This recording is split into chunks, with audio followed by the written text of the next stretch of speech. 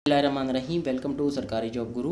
दोस्तों, picture story writing में picture number 5 है, स्टोरी नंबर 5 है। इसको देखते हैं कि किस तरह से हल करना है।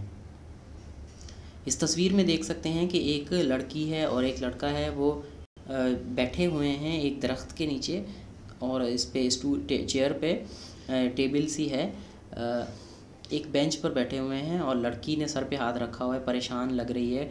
तो इसकी स्टोरी हम देखते हैं कि किस तरह से बनानी है।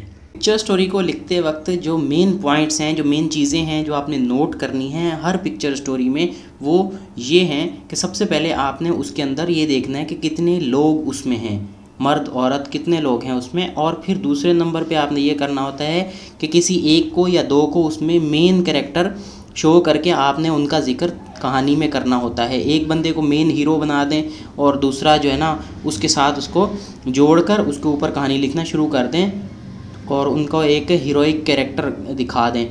फिर आगे ये दिखाना होता है कि किस तरह से उसने वो जो कहानी में दूसरे लोग हैं उनको किस तरह से वो मुश्किल से निकालता है या वो ख़ुद मुश्किल से वहाँ से निकलता है, किस तरह से उस मुश्किल सिचुएशन से निकलता है। और फिर उस मुश्किल सिचुएशन से निकलने के बाद उसके निकलने से दूसरों को कैसे फ़ायदा हुआ या मुल्क को कैसे फ़ायदा हुआ उसकी इस काम से, इस कोशिश से।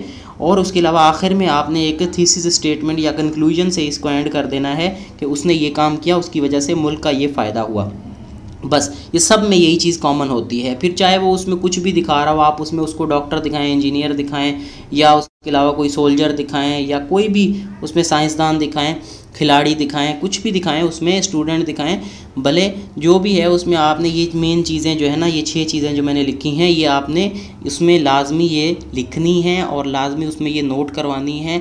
फिर उससे जिससे ये पता चले कि आप ऑनेस्ट भी हैं, आपके अंदर करेज है और आप ये नहीं है कि बस उसमें उसकी मुश्किलात का लिख रहे हो, स्ट्रगल स्ट्रगल स्ट्रगल नहीं, स्ट्रगल और उसमें जो डिसअपॉइंटमेंट है वो नहीं लिखनी, बल्कि उसकी अच्छी चीज़ें और उसकी जो उसने अचीवमेंट की हैं वो दिखाने हैं और मुल्क के लिए उसकी खिदमत।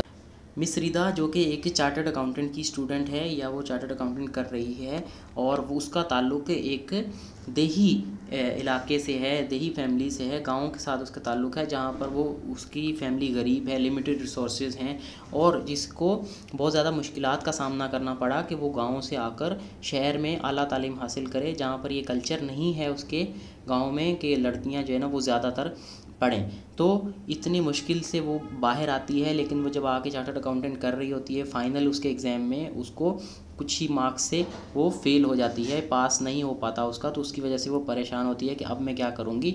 तो उसका भाई जो उसकी मेन सपोर्ट कर रहा था इस सारे टाइम में, तो वो उसको इसका इनकरेज करता है कि नहीं कोई बात नहीं, तुम दोबारा मेहनत करो। तो वो दोबारा मेहनत करती है, दोबारा एग्ज़ाम जब वो देती है तो वो टॉप कर जाती है इतने बड़े एग्ज़ाम में, जिसकी वजह से उसकी फैमिली और उसके गांव वाले देखते हैं कि हाँ भाई अच्छा ये लड़की यहाँ से गई तो इसने इतना ज़्यादा अचीवमेंट, बड़ी अचीवमेंट हासिल की, जिसकी वजह से उसके गांव का नाम भी रोशन हुआ, उसके शहर का भी और उसके मुल्क का भी नाम रोशन हुआ। जिसकी वजह से फिर दूसरे गांव वाले जो थे और जो लड़कियां जो नहीं आ पा रही थी उनको भी मौका मिला, वो भी मोटिवेट हुए और उन्होंने भी अपनी बच्चियों को बाहर भेजा ताकि वो आला तालीम हासिल करें और मुल्क का नाम रोशन करें। इस तरह से अच्छे से आप इस स्टोरी को एंड कर सकते हैं जिसमें सारी चीज़ें आपने पॉजिटिव दिखाई।